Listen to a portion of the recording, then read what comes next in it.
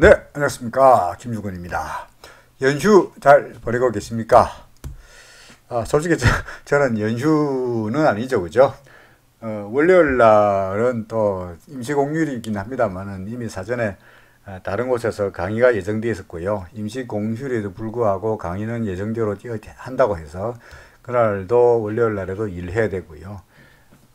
화요일 날에도 강의가 예정되어 있고 어쩌다 보니까 이번 주 내내 외부 강의가 예정되어 있습니다. 심지어 주 후반부에는 부산에 가서 강의를 해야 되는 이런 일도 있다 보니까 제대로 이거 영상을 업데이트 할 수 있을지 솔직히 걱정되기도 합니다. 그래서 차제 시간이 좀 남으니까 그때 휴일을 이용해서 재빨리 만들 수 있을 만큼 영상을 만들자라고 해서 이걸 만들어 보겠습니다.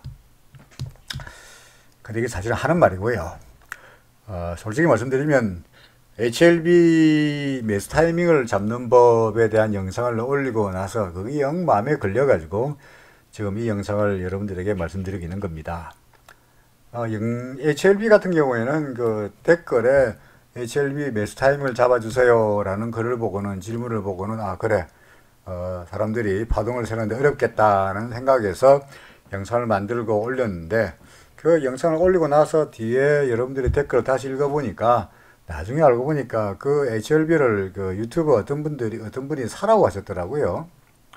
그래서 마치 제가 그분을 뭐라 그럴까 그게 아니다 라고 하는 것 같아 가지고 영 침침합니다. 그분 여러분들 제가 누군지 다 아시겠습니다. 오늘 그냥 제가 모르는 사람도 아니고 상당히 제가 좋아하는 사람인데 그 사람은 사라 그러는데 내가 팔라 주는 맛이 이야기한 것 같아가지고 영 찝찝해서 괜히 이야기했네 라는 생각이 듭니다. 그래서 여러분들 부탁인데요.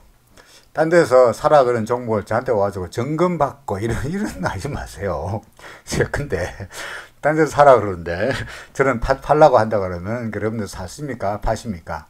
네? 나중에 보고 나서 1대1이다 누가 맞았다 이런 이야기는 듣고 싶지 않다고요. 그죠? 그래서 어쨌든 간에 저는 여러분들의 기준을 잡으시라라는 측면에서 말씀드린 거니까 그 영상을 괜히 올렸나 하는 찜찜함이 있어가지고 새로 이 이야기를 합니다. 자, 기아차 제가 실제로 겪었던 일을 제 경험담을 여러분들에게 말씀드리고자 하는 겁니다. 자, 기아차입니다. 옛날 이야기입니다. 지금의 기아차가 아닙니다. 옛날 이야기입니다. 자, 기아차 주가를 전 알다시피 일목균형표에 빠져가지고 물론 엘리어트 파동을 보긴 합니다만은 근데 일목균형표도 참고하고 있는데 그 기아차를 보니까 전에 그 당시에 구름 밑으로 7월 달에 구름 밑으로 내려가다가 올라가다가 구름에 걸려 내려와 구름에 걸려 내려와 구름에 걸려 내려와 계속 헤매고 있더라고요. 그러다가 보니까 어느 날 얘가 올라가더니 구름을 딱 건드려요. 근데 구름이 얇죠? 그죠? 했더니 그 다음날 빡 올라갔어. 야호! 드디어 올라가는구나.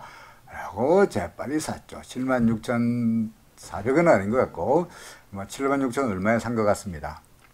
야호! 이제 올라가기를 기대하고 샀죠. 근데 제 기대로는 하면은 이게 이렇게, 왜 이렇게 나오나? 제 기대대로 한다면, 왜 이랬죠?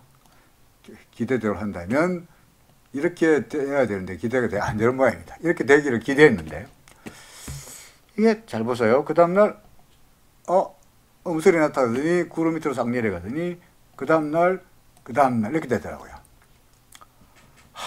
76,000원에 샀는데 73,000원 내려가 한 3,000원 터졌죠. 그죠? 짜증도 나고요. 그렇습니다. 틀렸죠. 그죠? 틀렸죠. 이럴 때 저는 여러분들에게 뭐라고 말합니까? 제가 기술적 분석에서 일목균형표를 강의할 때 제가 여러분들에게 뭐라고 이야기했을 것 같습니까? 그렇죠. 틀렸으니까 팔아라, 손절해라 라고 이야기했을 겁니다. 맞습니까? 그죠? 그럼 저는 손절했느냐? 못했습니다. 왜 못했느냐? 기아차잖아요. 기아차. 실적도 좋다고 그러는데 기아차인데 더더구나 아는 게 병이라고 보니까 얘가 올라가면은 구름이 얇어. 그래서 그래요, 안 그래요? 구름이 얇아요. 그래서 이거 금방 올라갈 거야. 라고 여러분들에게 틀렸으니까 손절하라고 저는 가르치면서도 실제로 저는 손절을 못했어요. 솔직히. 근데 그 다음날 계속 이래요. 73,000원이 더 내려가서 72,500원까지 됐어요. 그래서 제가 생각을, 근데 내가 강의해서 다른 사람한테 이럴 때는 팔아라고 강의하면서 내가 안 파는 건 말이 아니지 않느냐. 그죠? 그래서 팔았죠. 억울하지만, 기아차지만, 구름이 얇았지만, 구름 미치니까, 에이씨, 틀렸구나 하고 손해보고 팔았습니다. 그랬더니, 그 다음부터 중요합니다. 잘 보세요. 그 다음날 되더니, 이렇게 됐어요. 저 이거 보면서, 와, 나는 죽을 뻔했다. 이때 제가 얼마에 팔았죠? 이 74,000원, 72,500원 여기서 팔았는데 내가 만약에 여기서 안 팔았다면 죽을 뻔했다는 생각이 드는 거예요. 그렇죠? 그리고 여러분들 옛날에 주식을 오래 투자하신 분들 여러분 기억하시겠습니다만 그 당시에 기아차가 그 미국에서 연비를 뭐 쏘겠니 어쩌니 이런 얘기를 하면서 과징금 두드려 맞고요. 이 하락계까지 나타나면서 완전히 주가가 막 엉망이 되는 이런 때였습니다. 그래서 내가 72,500원에 안 팔았으면 난 죽을 뻔했다 라는 생각이 들었어요. 여러분들, 제가 만약에 일목균형표 구름이 얇으니까 올라갈 거야 라고 안 팔았다고 치자요. 그죠? 그럼 앞으로 어떤 꼴을 당하는지 한번 보세요. 예? 그 속된 말로 참 그 말 쓰기 싫습니다만은 존 뭐 어쩌고 하는 그야말로 버텼다면은 어떻게 됐는지는 보자 이거죠. 올라가는 것 같더니 올라가고 있죠. 아, 올라가겠구나. 자, 보세요. 이 시점에서 뒤로 조금 돌아가 다시 볼까요? 얘가 떨어지다가 이제 새까맣게 떨어지다가 54,000원의 바닥을 두고 이제 올라가는 거 보이는데 앞으로 만나는 구름이 이거죠. 알겠죠? 이 기아차가 이렇게 올라가는 이는 만무하니까 예컨대 이렇게 가지 않겠어요? 그죠? 이렇게 안 가겠습니까? 그러면 앞으로 얘가 만나는 구름이 얇아요? 두터워요? 두텁잖아요.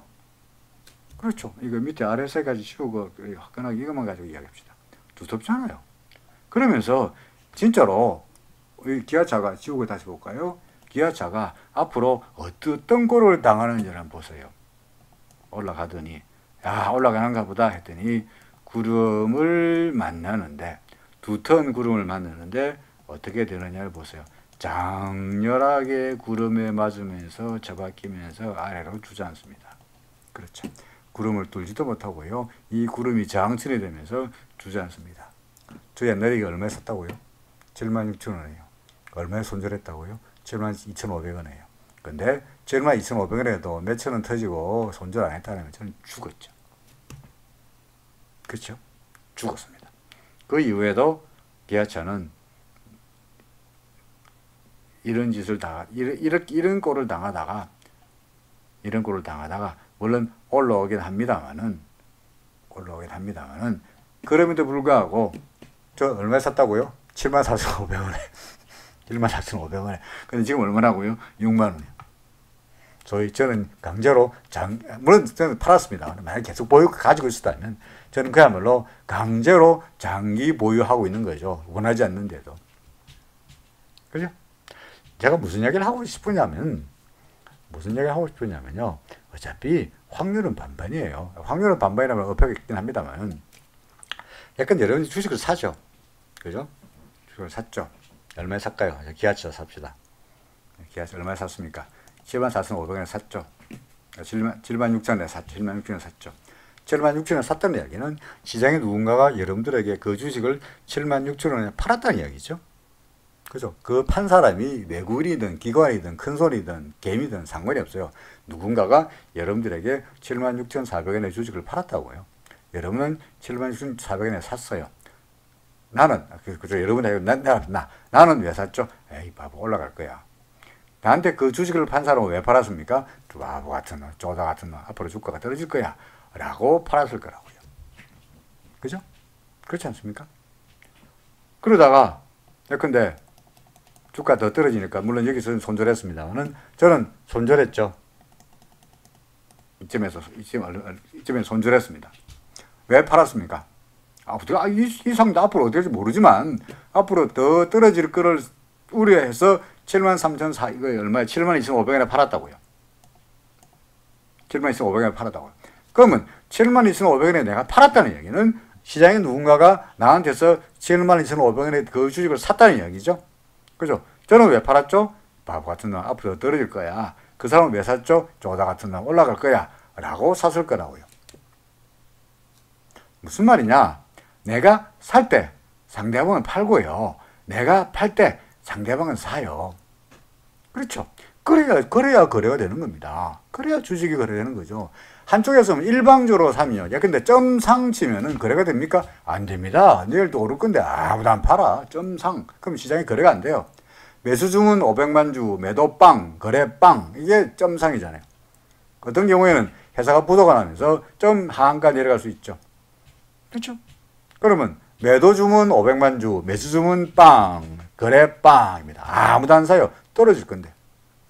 하지만 주식시장에서는 오늘도 어제도 내일도 하루에 몇천 주, 몇만 주, 몇 조 원의 주식이 거래됩니다. 그 말은 오른다고 생각하는 사람 절반, 내린다고 생각하는 사람 절반이 모여서 주식시장을 만듭니다. 여러분들이 주식을 거래하면 여러분들이 의사결정이 100% 맞는다는 보장은 없어요. 상대방은 여러분이 주식을 팔 때 상대방은 사고, 여러분이 여러분이 살 때 상대방은 파는데, 여러분의 의사결정이 항상 맞고 상대방의 의사결정이 항상 틀렸다고 볼 수 있나요? 그렇지 않아요. 그죠? 따라서 페어하게 보더라도 여러분의 생각이, 여러분의 의사결정이 맞을 확률은 절반밖에 안 돼. 50도 50밖에 안 돼요. 가능합니다만은 10번을 거래하면은 여러분들은 5번 터지게 돼 있습니다. 무조건 터집니다. 맞습니다. 저도 여러분 앞에서 폼 잡고 있습니다만은 저도 사실은 기술적 분석책 무지하게 많이 읽어봤습니다. 제가 기술적 분석 관련 차트 책만해도 우리 집에 200권쯤 있습니다. 제가 자부하는데 우리나라에서 기술적 분석책 나보다 많이 가지고 있는 놈 나보라 그래 라고 자부할 수 있습니다. 우리나라에서 저보다 기술적 분석 관련 책을 많이 읽어보고 많이 보유하고 있는 사람 나와보라 그래. 학교 도서관이든 정권회든 어디든 간에 저보다 책을 많이 가지고 있고 많이 읽어본 사람 없다고 자부해요. 하지만 그는 저도 항상 맞습니까? 천만의 말씀입니다. 수많은 나라를 고통과 좌절과 실패 속에서 지냅니다. 엄청 많이 터집니다. 그렇죠. 저는 외환딜러를 했습니다만은 외환딜러 할 때 항상 돌을 닦였습니까? 천만의 말씀입니다. 수많은 나라를 좌절 속에서 보냈고요. 엄청 스트레스 속에서 쩔어 지냈습니다. 그죠? 여러분도 마찬가지 아니겠어요? 따라서 뭐 길게 이야기하지 말고 10번 거래해서 5번 터진다는 것을 여러분들이 인정한다면 먹을 때 많이 먹고 터질 때 조금 터지면 조금 터지고 많이 먹고 조금 터지고 많이 먹고 하면은 10번 거래해서 5번 터질 때 조금 터지고 5번 먹을 때 많이 먹으면 수익이 나는 거죠. 맞습니까? 그러니까 거꾸로 먹을 때 조금 먹고 터질 때 많이 터지면 근데 아까 우리 기아차 이야기했습니다만은 근데 뭐 일반적인 개미들은 어떤 생각을 하느냐. 근데 여기서 뭐 어떻게 할까요? 여기서 샀는데 떨어졌죠. 그죠? 손해보고 있죠. 그러면 팝니까? 안 팝니다. 어떻게 합니까? 그 돈이 어떤 돈인데, 본전이 되기 전까지는 때려주고도 안 팔아. 내 눈에 흙이 들어오기 전까지는 절대로 안 팔아. 라고 생각하시죠. 그죠? 근데 실제로 어떻게 됩니까? 눈에 흙이 들어오죠. 내 눈에 흙이 안 들어올 때까지 하면 눈에 흙이 들어올 수 있습니다. 뭐 설마 그렇지 않겠습니까만은, 외관 간에 그러지는 마시라는 거죠. 그러면은, 항상 여러분들이 그런 이야기 하시죠. 손절이라고 말하는데 손절하고 나니고 오르더라. 그러니까 손절하기 싫다. 물론 그럴 수 있죠. 물론이죠. 아무나 모르는 일이니까요. 그래서 여러분들에게 말씀드리는 게 나름대로의 기준을 세우시라는 거죠. 조강지처라고 말씀드립니다만은 조강지처. 살 때는 마누라 말 듣고 사고 팔 때가 되면은 옆집 아가씨 말 듣지 말고, 그죠? 살 때도 조강지처 말 듣고 팔 때도 조강지처 말 들어라. 조강지서 말이 항상 맞느냐? 그렇진 않겠죠, 그죠? 그죠? 제가 보여드렸잖아요. 일목균은표 구름 위로 올라가면 살아라고 틀리는데 나도 틀리잖아. 저도 틀리잖아요. 그러니까 일목균은표 구름 위로 올라간다 해서 항상 얘가 맞느냐? 그렇지 않대요. 그죠? 틀립니다. 하지만 아 틀렸네 라고 생각해서 그나마 빨리 빠져나오려면 뭔가 믿는 구석이 있어야 될 거예요. 믿는 구석이. 그냥 감으로 느낌으로. 근데 기아차만 해도 제가 이때 왜 안 팔아듣겠습니까? 말씀드렸죠. 기아차잖아. 기아차. 실적이 좋은데 올라갈 거야. 라는 것 가지고는 대학도 없다고요. 그래서 기준을 정하시라. 그걸 갖다가 저는 뭐 RSI도 설명을 드렸고요. 뭐 파동도 말씀드리긴 합니다만은 아무래도 그런 것들은 근데 좀 주관적인 판단이 들어가 버리면 이놈께 이게 3번 파동 같기도 하고 5번 파동 같기도 하고 제가 다른 종목에서 설명드렸습니다만은 4번 파동이라고 믿고 싶죠. 그렇잖아요. 인간이다 보니까 4번 파동인 것이 아니라 4번 파동 이기를 믿고 싶은 거야. 그러니 그처럼 뭡니까? 엘리어트 파동이 틀렸다는 얘기도 아니고요. 엘리어트 파동이 일종의 단순한 레퍼런스다 하는 말도 절대 아니고요. 엘리어트 파동이야말로 정말 저는 엘리어트 파동이라는 책을 쓰기 위해서 엘리어트 파동 관련 책을 한 20몇 권을 봤습니다. 그 책을 수많은 책을 읽어보고 끝내준다 라고 해서 책을 쓰긴 했습니다만은 물론 뭐 제가 그 책을 쓰면서 역사의 길이 남을 기념비가 되기 위해서 책을 쓴 건 아니고요. 그냥 이 좋은 이론을 갖다가 우리나라에 좀 알리고 싶다는 생각으로 그냥 소박한 마음으로 썼는데 20몇 년 전에 그 썼던 책이 아직까지도 길게 팔릴 줄은 정말로 꿈에도 생각 못했죠. 이처럼 여러분들의 많은 호응과 사랑을 받으리라고 생각하지는 못했습니다만 어쨌든 간에 제가 여러분들에게 말씀드리고 싶은 것은 다소간 주관적이고 느낌이고 이런 개인의 감정이 들어가는 판단보다는 객관적이고 합리적인 판단이 들어가는 지표를 이용하는 것이 좀 더 좋지 않겠냐라고 말씀드리는 겁니다. 모든 지표는요, 후행성을 가집니다. 모든 지표는 시장보다 늦습니다. 주가가 오르면 뒤늦게 이동평균이 골든크로스 사라! 라고 말하고요. 주가가 떨어지면은 일목균형표의 구름 밑으로 내려가면서 일목균형표가 발하라! 라고 하고요. 주가가 왕창 오르면은 RSI가 팍 반등하면서 매수 신호를 나타내고요. 그렇죠. 주가가 먼저 움직이고 기술적 지표가 뒤를 따라가게 되어 있습니다. 그건 틀림없습니다. 그러니 주가보다 앞서는 뭔가 지표를 찾아가지고 거래하는 것은 그는 어리석은 생각입니다. 그런 지표는 없어요. 그러니 여러분 나름대로의 기준을 세우시라고 말씀드리려고 하는 겁니다. 그래서 HLB 다시 말씀드리면 이 그룹이 두터워서 그죠? 그룹이 두터워서 이 그룹을 넘어서서 참 올라가기가 참 어렵지 않겠나 하는 생각이 들긴 합니다. 그래서 지난번에 8월 14일 날 제가 관심 종목이라고 보여드린 종목들을 보면은요, 사실은 저는 아까 기아차도 예를 들었습니다만은 구름이 얇은 것을 좋아해요. 구름이 얇은 거. 구름이 얇다는 건 무슨 말이냐? 예컨대 할까요? 이게 뭡니까? 이거 HLB 다시 옛날로 돌아가서 한번 볼까요? HLB 예를 들어보죠, 그러면. 예컨대 HLB 같은 경우에 이런 상태이지 않겠습니까? 그죠? 이게 떨어지다가 이게 이렇게 됐잖아요. 그럼 구름이 얇잖아요. 여기 당장. 구름이 얇잖아요. 그러니까 이런 종목은 사더라도 틀렸다. 아, 틀렸네. 구름 밑으로 싹 내려가면 아, 틀렸네. 라고 해서 팔 때의 데미지가 적다는 이야기죠. 그죠? 데미지가 적다는 이야기죠. 이런 그림을 저는 선호합니다. 이런 그림을 선호합니다. 구름이 두터우면 구름을 뚫기도 어렵지만 구름이 올라갔다가 구름 위로 올라갔다가 구름 밑으로 내려올 때 아 틀렸구나 하기에는 너무나 데미지가 크죠. 예컨대 뭐 이런 것들의 경우에는 구름이 좀 두꺼우니까 예컨대 여기서 샀다가 구름 밑으로 내려와 여기서 팔면 데미지가 손해가 크잖아요. 그죠? 그래서 구름이 얇은 것을 골라가지고 매수하는 것이 좋지 않겠냐 하는 거죠. 그래서 아까 유통주들에 관한 질문이 최근 들어서 뭐 코로나 때문에 유통주들이 죽을 쓰고 있는데 여튼간에 유통주를 한번 볼 때가 되지 않겠나 하는 질문이 올라와서 그 질문과 같이 보는 게 신세계입니다. 신세계 어떻습니까? 구름이 올라갈라. 지금 살아는 이야기는 아니죠, 그죠? 그죠? 얘가 아직까지 구름 이만큼 있고요. 얘가 이렇게 될 수 없으면 이렇게 될 수 있는 거니까 알 수 없는 노릇인데, 그럼 뭐 이거 언제 살까요?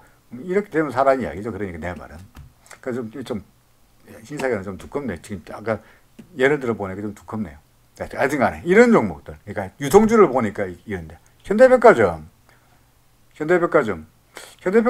그럼 넘어가려고 그러다가 이제 들어온 상태인데, 예컨대 다시 올라가 버리면 그래도 점점 구름이 얇으니까 이거는 그래도 좀 아까보다는 좀 나아 보이네요. 데미지가 좀 작아 보이네요. 그죠?